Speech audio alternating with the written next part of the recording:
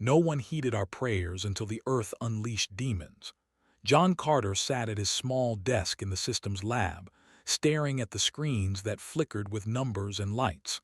The world outside felt heavy and quiet, like it was holding its breath. For years, humans had been sending messages into space, signals that asked for help. Earth had grown crowded and dangerous, and people feared that a great threat was coming. Scientists, governments, and citizens all wanted some kind of answer, but no one replied. The universe seemed to be silent. John rubbed his eyes. He had been at the lab for 12 hours straight. The instruments were picking up strange energy deep under the planet. It was not like anything he had seen before. Small pulses at first, like whispers from the Earth itself. He leaned closer. "This can't be right," he muttered. The computer kept recording the signals, and they grew stronger as the hours passed. John wondered if anyone else had noticed. Lisa Brown was in the next building over. She worked in geology and studied the movement of the planet's crust. She had seen changes in the readings from seismic stations. Cracks were forming faster than normal. Volcanoes stirred where they had been quiet for centuries. She walked the empty halls thinking about the meaning. "The Earth is alive in a way we don't understand," she said quietly. No one around her answered. They were too busy preparing for a war that might never come, or so they hoped. For decades, humans had looked to the stars for help. Probes had been sent beyond the solar system carrying messages of peace and need. Satellites carried records of human life, human knowledge, human art. But now, when threats were near, the stars stayed dark. The leaders of Earth made decisions without guidance, and citizens prayed in secret. John and Lisa both felt a strange mix of hope and dread. Something was changing below the surface, but they did not yet know what. In the streets, people tried to live normally. Children played, parents worked, but the sense of danger was everywhere. Newspapers reported on minor disasters as though they were important, but no one believed the news anymore. Rumors about alien fleets grew every day. No one had seen them, but people spoke about the ships in hushed voices. John often heard friends ask, "Why don't they come?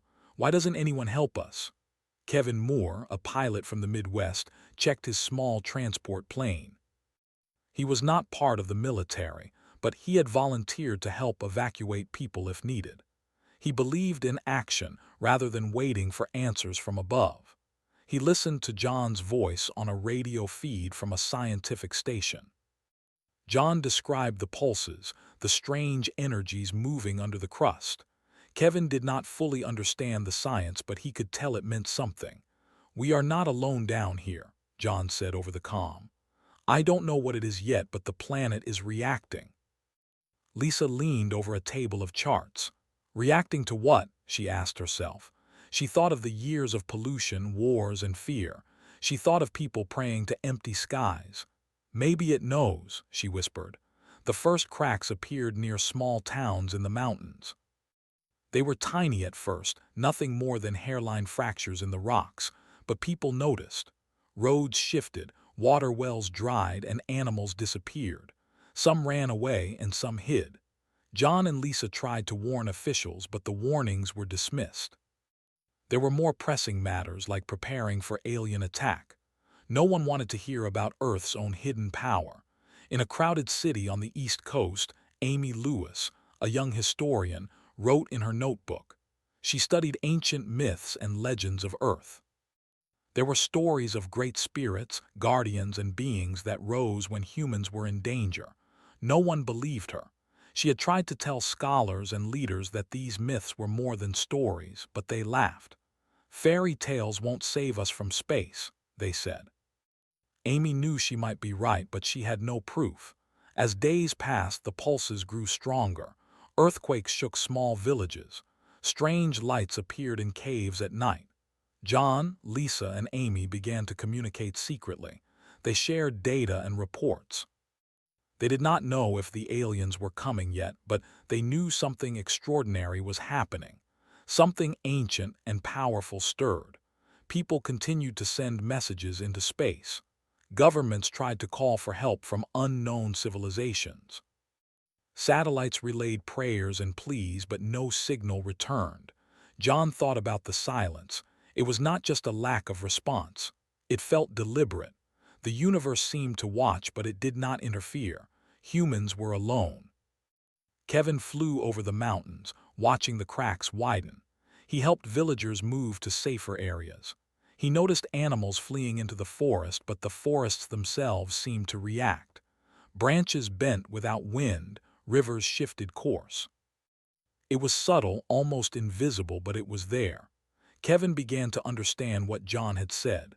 The planet was alive, not in the way humans understood, but alive. In a quiet lab, Lisa drew maps of energy readings. She traced the pulses, connecting them across continents. The lines crossed oceans, deserts, and plains. Every region had signs of change. She realized that if the planet itself was responding to human fear, it might also respond to alien threats. Her heart raced. She shared her map with John. "Look at this," she said. "We are not waiting for the stars. The Earth itself is waking." John studied the patterns. The pulses were like a heartbeat, slow at first, then faster. It was as though the planet sensed the danger approaching. He thought of all the unanswered prayers, the messages into space, the pleas from humanity. None had been heard. Yet here, beneath their feet, something was listening. He felt hope for the first time in years, but it was mixed with fear. What would happen when the power fully awakened? Amy continued to read old texts. She found records of people who had vanished during ancient disturbances, of towns that had disappeared after great shaking, of legends of spirits that fought invaders. She realized that humans had survived similar threats before, not because of outsiders, but because of the Earth itself. She wrote a message in her notebook. The stories were warnings. The planet will protect us if we are ready to act. Outside, the wind blew cold over the mountains. Villagers lit fires and stayed close to their homes, unaware of the power beneath them. John, Lisa, Amy, and Kevin met in secret, sharing what they knew. They prepared to observe, to warn, and to help people survive whatever came next. The world did not know, but something deep below the crust was stirring, and it would not remain quiet much longer. As night fell, strange lights flickered in the sky over empty fields. It was not the aliens. It was the energy of the planet rising to the surface. John watched through his instruments, feeling a shiver of awe and terror. The Earth was no longer silent. It had heard the prayers, not the ones sent to the stars, but the ones whispered in fear and hope. Kevin landed his plane near a small village. He helped families gather what little they could carry. Children stared at the darkened sky, sensing change without understanding it. Kevin tried to explain that help was coming, though he did not know from where. "We are not alone," he said. "Something is here with us, even if the stars do not answer." Lisa stayed in the lab, monitoring the energy spikes. She could feel the tremors in her chest, as though the Earth itself was alive and breathing. She wrote a note to John. "I think it is watching, waiting, and learning. We may not understand it, but it is aware of us." John nodded as he read the message. He leaned back in his chair and let out a long breath. For the first time, he felt that humanity might survive. Not because aliens would answer their calls, not because technology alone would protect them, but because Earth itself had a power older than anyone could imagine. As the first chapter of Awakening ended, the sky remained calm, but the ground beneath the world whispered and moved. Unknown to humans, a slow rumble began deep underground. The planet was preparing. And for the first time in centuries, humans were not entirely alone. The first signs of the invasion appeared at dawn. Cities on the coast reported strange lights in the sky, moving faster than any plane or satellite. John Carter watched from his lab as radar screens lit up with hundreds of unknown objects. "They're here," he said quietly to Lisa Brown over the comm. Lisa did not answer right away. She was staring at the seismic monitors. The ground had started to shake more strongly, and the pulses beneath the crust were growing faster. Kevin Moore was already in the air. He had taken off from a small airfield to scout the approaching objects. From above, he could see massive ships descending, their metal surfaces gleaming in the morning sun. Cities below were small and unprotected. He tried to contact the military, but most communication lines were down. Chaos had started before any battle could truly begin. In Washington, Amy Lewis followed the news feeds. Reporters tried to describe what they saw, but no words could capture the size and speed of the alien fleet. Governments scrambled jets and missiles, but they were slow and unprepared. The invaders were unlike anything humans had built. John and Lisa realized that this was not just an attack, it was a test of survival. The first strike hit a port city. Massive energy beams cut through the buildings, reducing skyscrapers to rubble in seconds. People ran in panic, screaming for loved ones. Kevin swooped down to help. He landed his small plane near the docks and helped pull survivors from the debris. Children clung to his arms, crying. He told them, "It's going to be okay. We'll get out of here." Inside, he felt fear, but he pushed it aside. Action was the only way to survive. John and Lisa continued to track the energy pulses. "It's like the planet knows something is happening," Lisa said. "The shaking is not random. It's responding to the attack." John nodded. "I think you're right. Maybe Earth itself is trying to help." They exchanged data, mapping areas of high energy and danger. In small towns near the mountains, people saw the ground crack open. Rivers changed course suddenly. Animals ran into forests and disappeared. The Earth was alive in a way humans had never understood.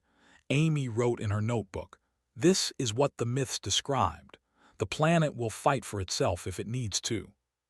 Kevin flew survivors to safe zones, dodging alien beams that lit the sky like fire.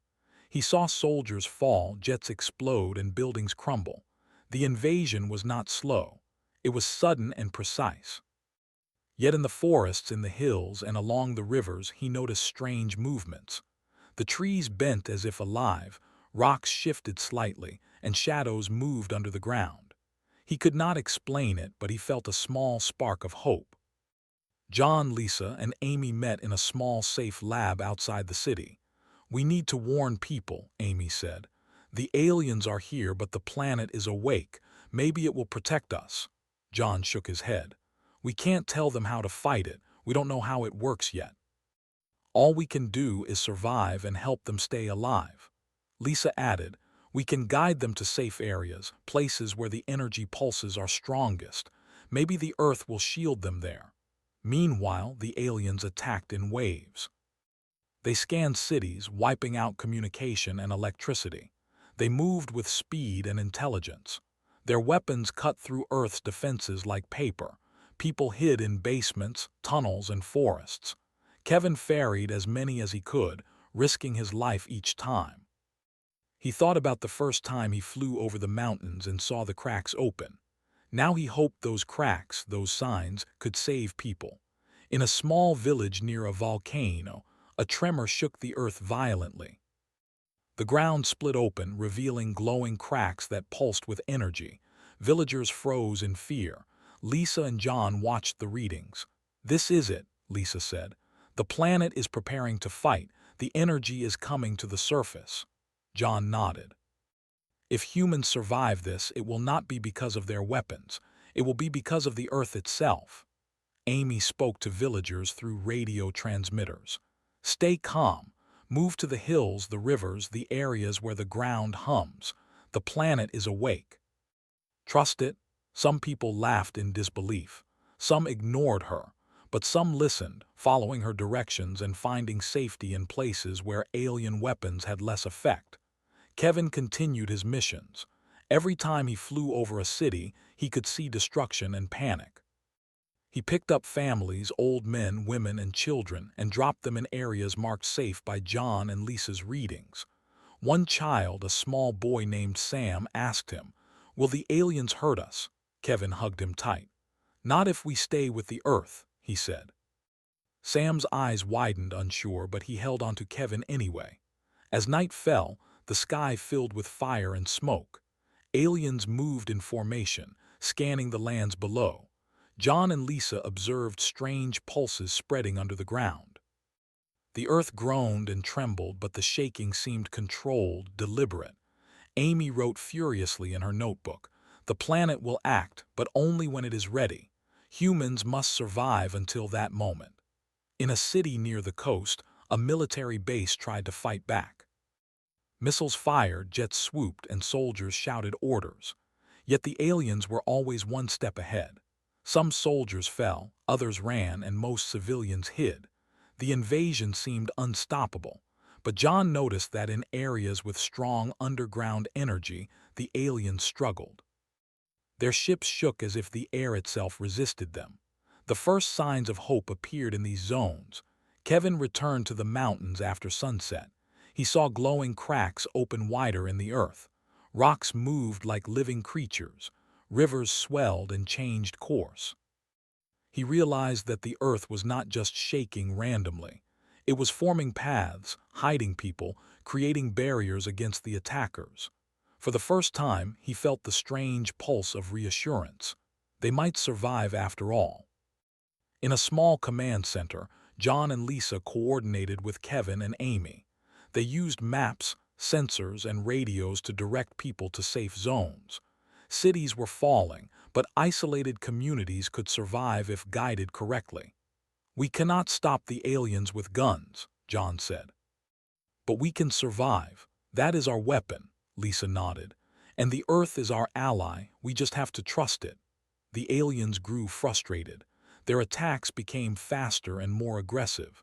They did not understand why humans survived in some areas and not others. Every wave they sent crashed against invisible barriers, lands that seemed alive. In the forests, trees bent to hide people. In the hills, rocks shifted to block attacks.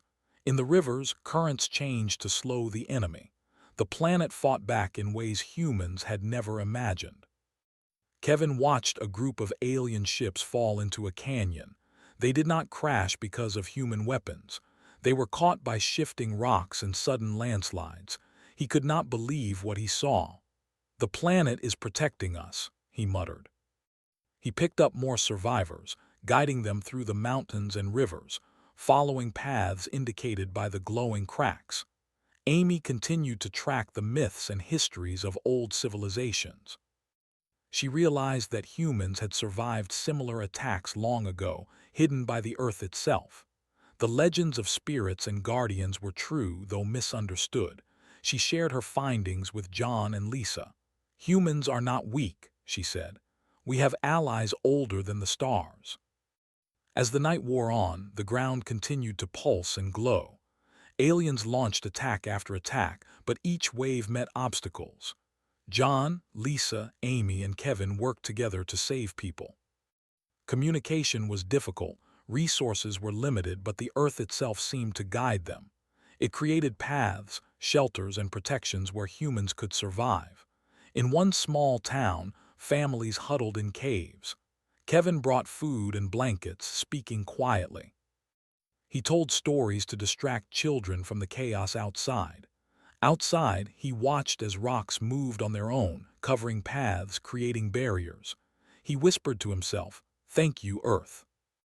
By dawn, some cities had fallen completely, but thousands of people survived in safe zones.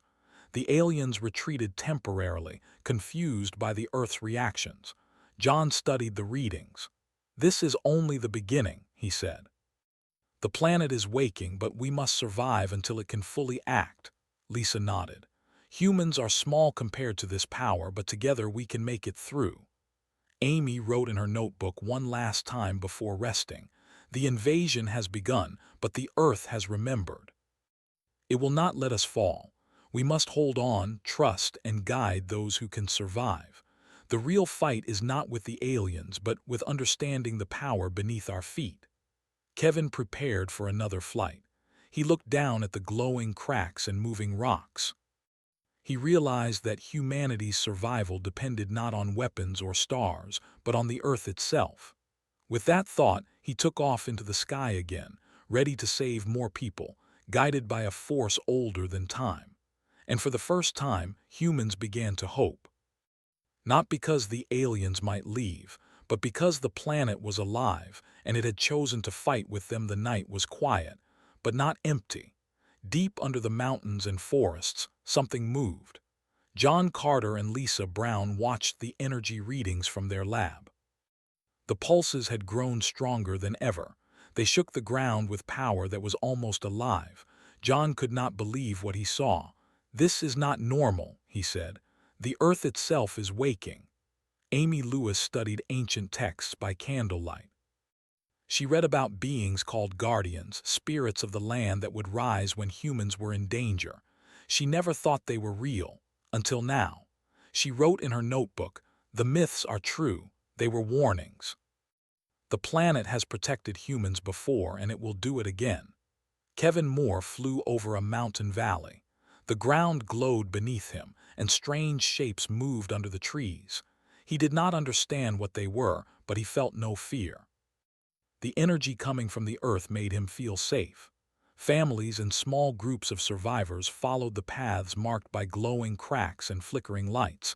It was as if the planet itself was guiding them. Then the ground broke open. Huge shapes rose from the cracks. The Earth trembled as massive beings emerged, creatures unlike any human had ever seen. Their skin was like stone, their eyes glowed with fire, and their movements were slow but powerful. These were the demons the planet had created long ago to protect itself. They were not evil. They were guardians. The aliens had no idea what was coming. They fired their beams at the enormous creatures, but the weapons had no effect. The guardians moved as one with the Earth. When they stepped on the ground, cracks widened, rivers shifted, and landslides crushed the attackers.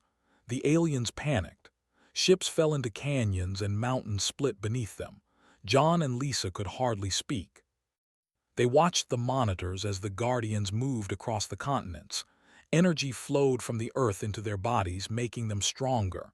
"The planet is using them to fight," Lisa whispered. "It has chosen its protectors." John nodded. "Humans are safe, but the aliens will not survive easily." Kevin guided people through the mountains.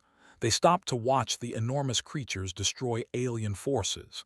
Children hid behind him, afraid and amazed at the same time. He told them, "Do not worry. These creatures are on our side. The Earth is helping us." The glowing cracks in the ground created safe paths through which people could escape. Amy spoke on a radio channel to scattered survivors. "Do not panic. Follow the lights on the ground. They lead to safety. The guardians are here. Stay together." People obeyed. Some laughed nervously, thinking it was luck or chance. Others believed immediately. The Earth itself had come alive. It had risen to protect its people. In a city near the coast, an alien ship hovered above the water. It fired at buildings, trying to reach the humans. Suddenly, the ground beneath it split. Water surged upward, lifting the ship and then dropping it into the ocean. Ships that had fired on towns fell into cliffs and forests as the guardians advanced. Aliens screamed in confusion, their strategies failing. John and Lisa worked non-stop, tracking the guardians' movements. They could see patterns. The creatures were intelligent, moving to protect humans, avoiding unnecessary destruction. The Earth itself directed them. Energy flowed in pulses, guiding them to enemy targets while keeping humans safe. It was like watching a battle played out by a living planet. Kevin led survivors to a safe area near a valley. The ground vibrated as the guardians approached. One massive creature stepped into view. Its stone-like body towered over the trees. It bent down, scanning the humans below. Its glowing eyes met Kevin's. For a moment, he felt as if it was reading his thoughts. Then it moved forward, crushing alien forces in its path, never harming the humans. Kevin's heart raced. He could not believe what he was seeing. Amy continued to broadcast guidance. "Follow the cracks in the ground. Stay where the energy is strongest. The guardians will protect you." Some humans were still terrified, unsure if the beings were enemies or allies. Slowly, they realized the creatures only attacked the invaders. No human had been harmed. Fear turned into trust, and trust turned into courage. In the forests, guardians moved silently, using the land to hide humans. Rivers changed course to block alien ships. Rocks and trees formed walls. The earth itself became a battlefield, controlling every movement of the guardians. Humans began to understand that survival did not rely on weapons, only on following the paths chosen by the earth. Kevin watched as one guardian crushed a group of alien soldiers. The aliens tried to fire, but the weapons failed. The guardians' movements created walls, barriers, and falling rocks. It was unstoppable. Kevin shouted to survivors, "This way, follow the lights, move fast." Families ran and children clung to him. The glowing cracks seemed alive, leading them away from danger. John analyzed the readings. "The energy comes from deep within the planet," he said. "It flows into the Guardians. They are stronger than anything we have. The aliens cannot fight them." Lisa nodded. "They are protecting the humans. We just need to guide people until the Guardians finish the job." John realized that humans would survive, not because of guns or spaceships, but because the planet itself had chosen to fight for them. In the skies, alien ships attempted to regroup. They tried new attacks, but the Guardians were faster. One massive being lifted a ship like it was a toy and dropped it into a mountain. Others crushed groups of soldiers trying to escape. Panic spread among the invaders. Their strategy failed because they had not understood the living power of the planet. Amy spoke to survivors hiding in valleys and forests. "Do not hide too long. Move toward the glowing cracks. Trust the earth. It knows what to do." People followed her instructions. Some ran blindly, some carefully, but the earth created safe paths for all. Humans learned that fear could be replaced with action if they listened to the planet. Kevin continued to transport people, flying over the battlefield. He could see the Guardians moving as if in perfect harmony. Rivers surged to block ships. Forests bent to hide people. Rocks and hills shifted to protect the humans. Kevin whispered, "Thank you, Earth." He felt a deep connection, as if the planet had chosen him and every human to be alive. In a city destroyed by alien beams, John and Lisa tracked one giant guardian. It moved through the rubble, crushing alien machines and ships. Humans peered from hiding places and cheered. Hope returned for the first time. They realized they were not alone. The planet itself was fighting with them. Amy continued to read ancient myths. She found accounts of people who had survived similar attacks long ago, protected by Earth's guardians. She understood that humans had always relied on the planet, even if they had forgotten. The legends were not just stories. They were instructions for survival. She wrote in her notebook, "We are alive because the Earth remembers. The Guardians are our shield." Kevin landed near a safe valley with a group of survivors. Children ran to hug each other. Parents wept in relief. Kevin pointed to the glowing cracks in the ground. "This is where the earth protects us," he said. The survivors followed him, trusting the invisible force that guided them. The aliens tried one final attack before dawn. Hundreds of ships fired at humans hiding in forests and valleys, but the Guardians moved faster. Hills shifted, rivers blocked, rocks crushed, and alien ships crashed into mountains. Humans watched in awe as the Guardians controlled the battlefield. Not a single human was harmed in the protected zones. John, Lisa, Amy, and Kevin met in a safe lab outside the city. They shared reports and data. "The Earth has saved us," John said. Lisa nodded. "The Guardians will return underground when the fight is over, but we have seen their power. Humans can survive anything if the planet is awake." Amy wrote in her notebook, "The Earth is our ally, stronger than any weapon, older than the stars. Humans must remember this." Kevin looked at the glowing cracks and the enormous creatures. He realized that humanity's survival depended not on military strength, but on listening, trusting, and following the Earth itself. He whispered to the Guardians as they disappeared back underground, "Thank you, we will remember you." By morning, the alien forces had retreated. Cities were damaged, but survivors were alive. Humans had learned a valuable lesson. They were not alone, not in the universe, and not on their own planet. The Earth had defended them, using guardians created long ago for this very moment. John, Lisa, Amy, and Kevin knew the world had changed forever. As the sun rose, the ground still hummed softly.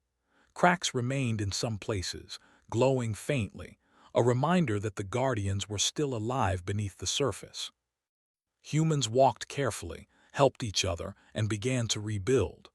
They knew the planet had acted in their favor, but that did not mean danger was gone. The Earth had power, but humans needed to remember to respect it. Amy wrote in her notebook one final note for the day. "We have survived because the Earth fought for us. The Guardians have gone back underground, but they will rise again if we are in danger. Humans must live wisely and remember that the planet is alive, watching and protecting us." Kevin flew over the valley one last time before landing.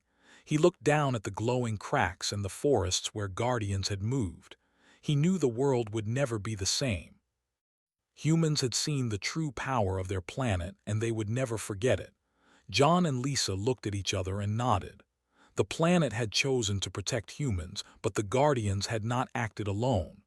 Humans had followed paths, helped each other, and trusted the Earth. The future would be difficult, but the first victory was theirs. And for the first time, humans felt the full strength of their home. The morning after the battle was quiet but tense. The sky was clear, but the ground still hummed with energy. John Carter and Lisa Brown walked through a damaged city, taking notes and checking the monitors. Humans had survived the first wave, but the aliens might return.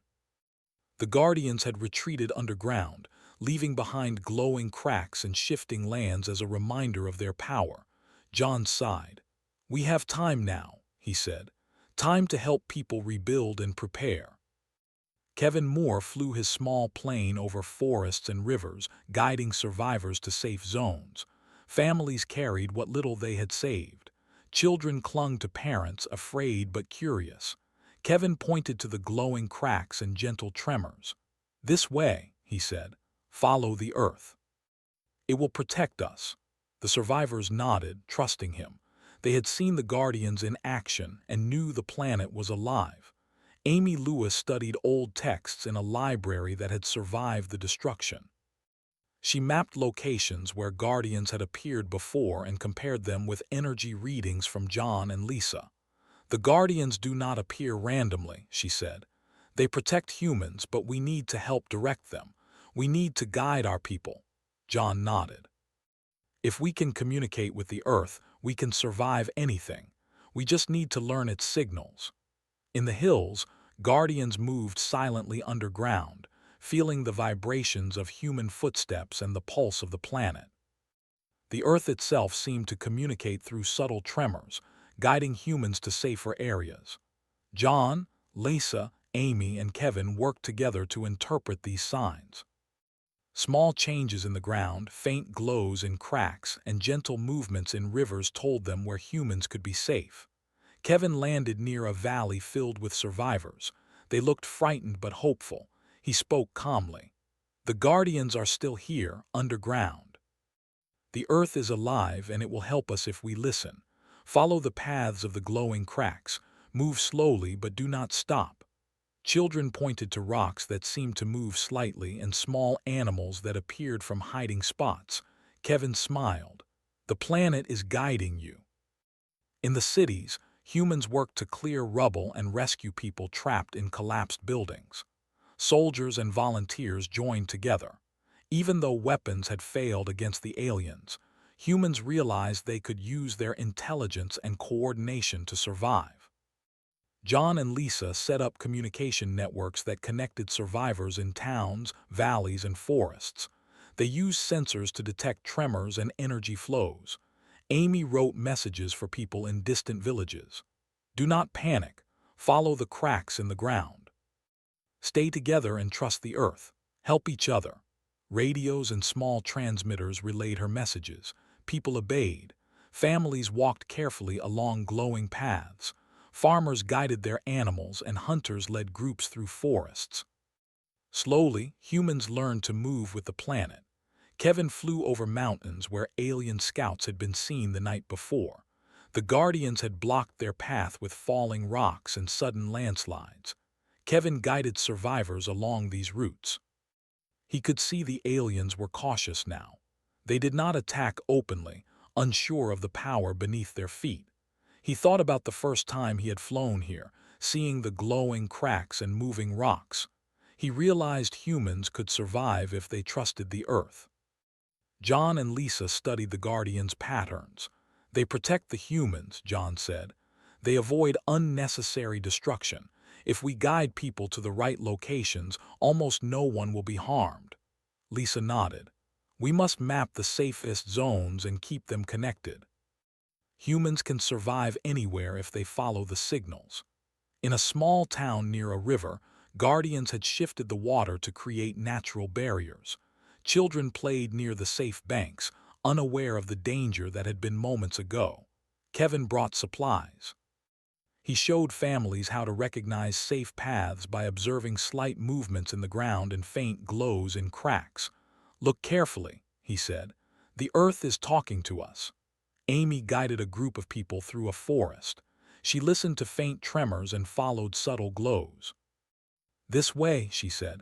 Do not rush. Trust the planet. It knows where we should go. The humans followed, some unsure at first, but the Guardians' protection reassured them. Rocks shifted to block alien paths and rivers flowed in ways that slowed pursuers. Humans realized that the Earth had become their ally and the Guardians were its soldiers. In a destroyed city, John and Lisa met with leaders who had survived. They explained what they had learned about the Guardians. This is not magic, John said. The Earth has power we cannot fully understand, but it responds to humans and protects us. We must work with it, not fight against it. Leaders listened carefully. They realized that survival depended on cooperation, careful planning, and understanding the signals of the planet. Kevin continued transporting people. One young boy asked, "Why are the Guardians helping us?" Kevin smiled. They have lived under the earth for centuries. They protect life. Humans are part of this planet, so they help us. We just have to follow their guidance. The boy nodded, holding his mother's hand tightly. He had seen the Guardians destroy alien machines and knew they were friends. Amy noticed patterns in the Guardians' movements. Some appeared near forests, others near rivers and mountains. She realized the Guardians were not just attacking enemies. They were creating safe zones, guiding humans and blocking dangerous paths. She shared her notes with John and Lisa. If we learn their patterns, we can keep more people alive. We can help the Guardians help us. In one valley, Kevin landed to drop off supplies. Glowing cracks appeared on the ground, marking paths through which humans could move safely. Guardians shifted rocks and moved trees to create natural barriers. Families followed the paths and animals moved freely, guided by the earth. Kevin thought about the first invasion night and smiled. Humans were learning to survive with the planet, not against it. John worked with engineers and scientists to set up observation posts. They monitored energy pulses and tremors. Using the patterns, they sent messages to scattered survivors. Move toward safe zones, John said. Follow the glowing cracks. Avoid the dangerous areas. The Earth is alive and it will protect you. Slowly, humans began to understand the rhythm of the planet. In forests and mountains, humans moved carefully. They saw faint glows in the soil, subtle shifts in rocks, and changes in rivers. These were signs of Guardians' activity. Humans followed the paths, learning to trust the Earth. Kevin guided many of them, explaining how to read the signals. The planet is alive, he said. It protects us if we listen and move carefully. Amy spoke to groups through radios. Stay in lines. Follow the paths of energy. The Guardians are our allies. Help each other. Do not run blindly. Humans obeyed. They moved in harmony with the Earth, and the Guardians moved alongside them, ensuring safety. The aliens had no power in these areas. Their attacks were blocked by the Earth itself.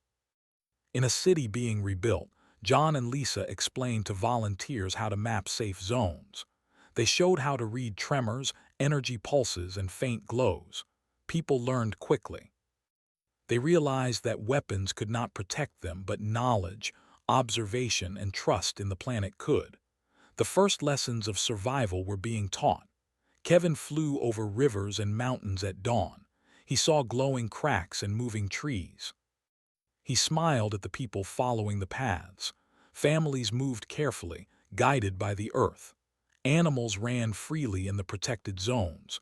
The Guardians had disappeared underground, but their presence was still felt. Kevin whispered, "Thank you." The Earth had chosen humans as its allies, and humans had learned to cooperate. Amy wrote notes in her journal. The Guardians may return when needed. Humans must respect the planet and listen to it. We can survive anything if we move wisely and trust the Earth.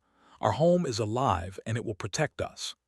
She smiled, thinking of families, children, and survivors who had learned to read the planet's signs. In the evenings, humans gathered in safe zones. They shared stories of the Guardians, the glowing cracks, and the shifting lands. Children learned to recognize subtle signs, like faint glows or trembling soil. Adults taught each other to move carefully and work together. Slowly, humans adapted to life with a living planet guiding them. Kevin and Amy coordinated movement between valleys and forests. Survivors moved efficiently, following paths created by the Guardians. John and Lisa continued to monitor energy patterns and guide humans remotely. The planet had become a partner, and humans had learned to cooperate with it. Together, they could survive any threat. The aliens had not returned yet. They were wary, having seen the power of the Guardians. Humans used this time to rebuild, adapt, and prepare. Families moved carefully, guided by glowing cracks. Children learned quickly. Adults worked together. The planet had shown its power, but it also taught humans to respect it and follow its signals. By nightfall, humans had created networks of safe zones, connected by paths where Guardians had left signs. John and Lisa watched the data. "The planet is alive," John said. "It has taught us how to survive. We just need to keep following its guidance." Lisa nodded. "Humans are learning. The Guardians may return, but we are ready." Kevin landed near a valley with glowing cracks leading to safety. Families walked slowly along the paths. Children held hands and pointed to faint lights in the soil. Kevin smiled. "The Earth will protect us," he said. Survivors nodded. Hope had returned. Humans had learned to trust the planet, and the Guardians had shown them how. Amy wrote in her notebook one last time before resting. "Humans can survive because the Earth remembers." Guardians may rise again, but humans must respect their home, listen to the signs, and guide each other.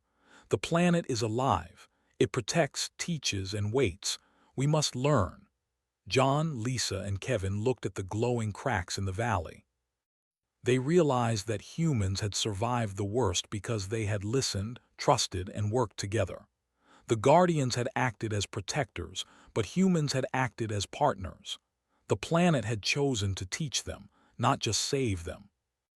And for the first time, humans truly understood the living power beneath their feet. Survival was no longer a matter of weapons or luck. It was a matter of trust, observation, and respect for the planet that had saved them. The morning was calm, but the world had changed. Cities were damaged, forests had shifted, and mountains bore new cracks glowing faintly with energy. John Carter and Lisa Brown walked through a valley where survivors had gathered. Families moved carefully along the glowing cracks, carrying supplies and helping each other. The planet had acted, and humans had survived. Now, it was time to understand what had happened and prepare for the future. Kevin Moore flew above the forests and mountains. He watched the glowing cracks and the gentle tremors in the earth. Humans moved below, following the paths, guiding children and elderly people safely. Kevin felt hope. For the first time in months, he knew that humans had allies far older than themselves. The Guardians had disappeared underground, but the Earth's protection remained. Amy Lewis worked with survivors, recording stories of the Guardians, the glowing cracks, and the shifting lands. She realized that humans had learned an important lesson. Survival depended on respect, cooperation, and trust in the planet. She wrote in her notebook, "The Earth remembers everything. It will act when humans are in danger, but it expects care, attention, and respect. We must never forget this." John and Lisa set up observation posts across the valley. Sensors monitored tremors, glowing cracks, and changes in rivers and forests. The data showed that the Guardians had returned to the deep layers of the planet, but they remained aware of human activity. John smiled. "They are still here," he said, "watching, waiting, protecting." "Humans have earned their trust," Lisa nodded, "and we have learned how to live with them, not against them. That is the true power." In a small town near the river, families rebuilt homes, cleared debris, and planted crops. Children laughed while learning to recognize the faint glows in the soil, the subtle tremors, and the shifting rocks. These were signs of the Guardians' presence. The planet had taught humans to survive, and they were listening carefully. Kevin landed his plane to deliver supplies and share guidance. "Follow the paths," he said. "Watch the ground, help each other. The Earth is alive and it will protect you." People nodded, listening carefully. They moved along the glowing cracks, sharing stories with children, teaching them to respect the land, and showing them how to live in harmony with the Guardians' guidance. Amy guided a group through a forest. Faint glows appeared along safe paths and small tremors warned of danger ahead. "Move slowly," she said. "Trust the signals. The Guardians are watching and they will protect us." Humans obeyed, moving carefully and supporting each other. Animals ran freely through the forest, sensing the protection of the planet. John and Lisa studied the energy patterns. They realized that humans could survive future threats if they followed the Earth's signals and respected its power. The Guardians had taught them how to live, and humans were learning quickly. "We do not need weapons to survive," John said. "We need knowledge, observation, and trust in the planet." Lisa agreed. "And cooperation. Humans must work together and listen to the Earth. It will guide us always." Kevin flew over the mountains, guiding survivors from distant villages to valleys that had been prepared by the Guardians. Glowing cracks formed paths, rivers shifted to block danger, and rocks moved subtly to protect humans. The aliens had not returned yet, and the survivors had learned to live with the Earth's guidance. Hope was spreading across the continent. Amy continued to document the Guardians' movements. She discovered that their patterns followed natural features: rivers, mountains, forests, and valleys. They avoided harming humans, focused on blocking alien threats, and guided humans to safe zones. She realized that humans had never been truly alone. The Earth itself had always been ready to protect them. In the evenings, humans gathered in safe zones to share knowledge and stories. Children learned to recognize subtle glows and tremors. Adults taught each other to follow the paths, help the vulnerable, and respect the Guardians. Kevin shared experiences from his flights, showing families how to observe the ground and interpret the signs of protection. The survivors learned quickly. John, Lisa, Amy, and Kevin held meetings to coordinate communication between distant safe zones. They created maps, recorded energy patterns, and planned routes for future safety. The Guardians' presence remained subtle but powerful. Humans now understood that survival was not about strength, but about listening to the Earth and cooperating with it. In a valley near a mountain range, a group of survivors observed faint glows in the rocks and cracks. Children pointed them out excitedly. "Look," one said. "The Earth is guiding us." Adults smiled and nodded. They followed the paths carefully, avoiding dangerous areas and helping each other across difficult terrain. The Guardians had taught them how to live. Kevin landed his plane and helped move supplies. He spoke to the people. "We survived because the Earth fought with us. Now we must learn to live with it. Watch the signs, follow the paths, and help each other. The Guardians may return if danger comes, but we must always be ready." Families listened carefully, understanding the lessons of the past battles. Amy wrote in her journal, "Humans survived because they trusted the Earth. The Guardians acted to protect, guide, and teach. We must respect our home, listen to the signals, and move together. The planet is alive, and it will remember our choices. We are partners now, not just residents." John and Lisa worked with engineers to repair damaged cities. They used energy readings to place buildings, roads, and shelters in safer zones. Humans learned to live in harmony with the Guardians' guidance. The glowing cracks and subtle tremors were no longer frightening, but reassuring. The planet was alive and watching, ready to help if danger returned. Kevin flew over a valley as the sun rose. Glowing cracks led survivors safely across forests and rivers. Animals moved freely, sensing the protection of the Guardians. Humans followed the paths carefully, helping each other. Hope and cooperation spread. Kevin whispered, "We are alive because the Earth chose to protect us. We must remember this always." Amy guided a group through a forest where alien scouts had been seen before. Faint glows appeared along safe paths and small tremors warned of unstable ground. "Follow the signals," she said. "Move together. The Guardians are still watching. They will protect us." Humans obeyed, moving carefully and helping each other. The forest seemed alive, guiding them forward.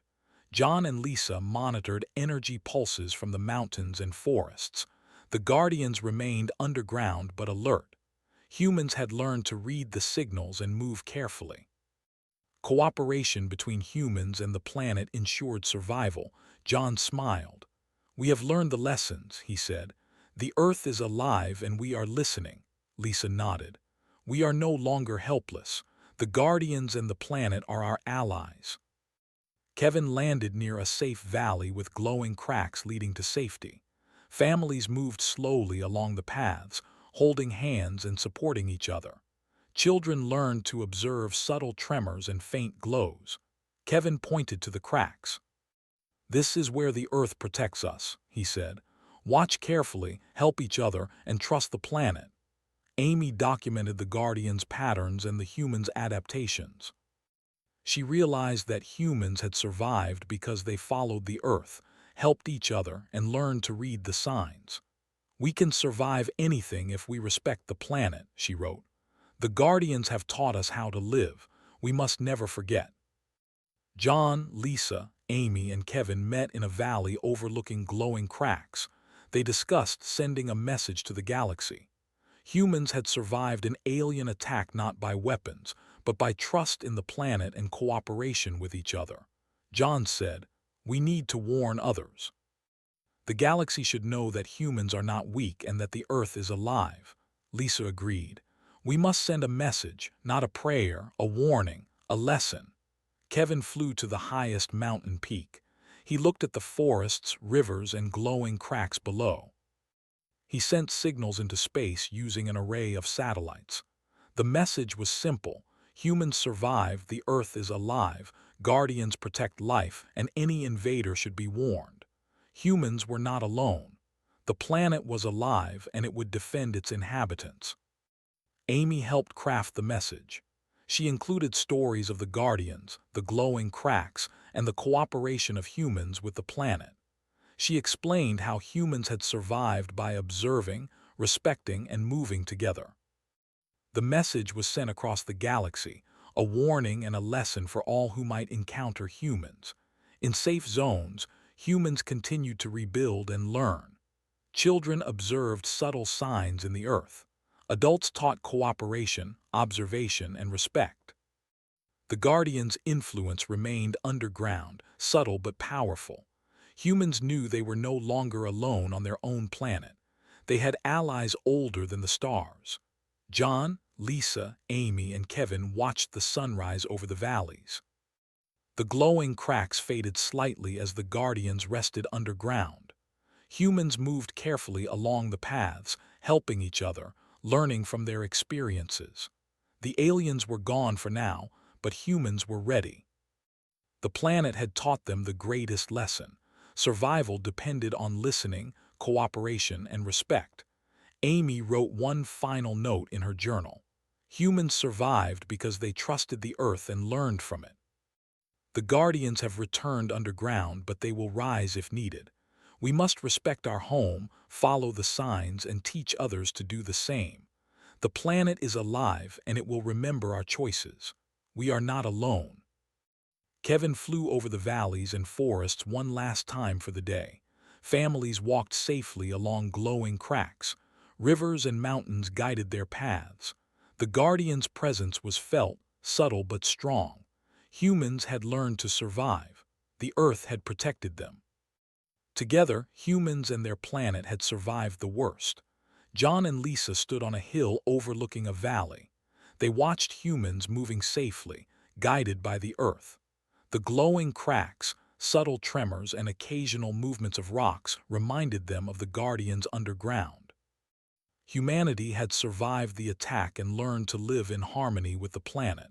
They were ready for whatever might come next. And for the first time, humans sent a message to the galaxy. It was not a prayer for help. It was a warning. The Earth is alive, the Guardians protect life, and humans are never alone. The galaxy would know that the people of this planet had survived, adapted, and learned the true meaning of survival. Humans walked carefully along glowing paths, helped each other, and watched the Earth for signs.